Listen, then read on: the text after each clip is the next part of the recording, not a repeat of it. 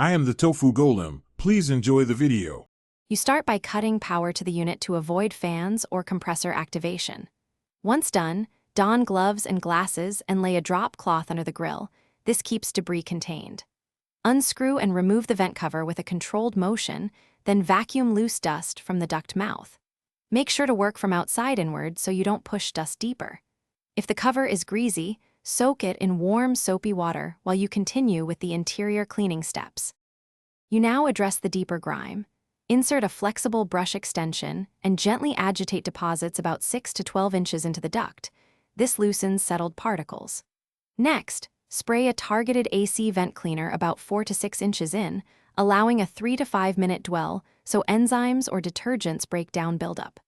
After that, vacuum the loosened material with a brush attachment, moving slowly so the vacuum captures debris. Make sure to repeat spray, brush, and vacuum cycles until the suction returns mostly clear. You finish by thoroughly drying the vent cover and inspecting gaskets. Replace foam if crushed, then reattach covers snugly but not over-tightened. Once reassembled, restore power and run the system on low fan to confirm improved airflow and reduce dust. If odors or poor flow persist, change the air filter and repeat cleaning. If problems remain, call a pro for whole duct cleaning or mold inspection. One troubleshooting tip: if you detect mold-like smell, stop and consult a licensed HVAC technician to avoid spreading spores. Thanks for watching. Consider subscribing if we helped you today.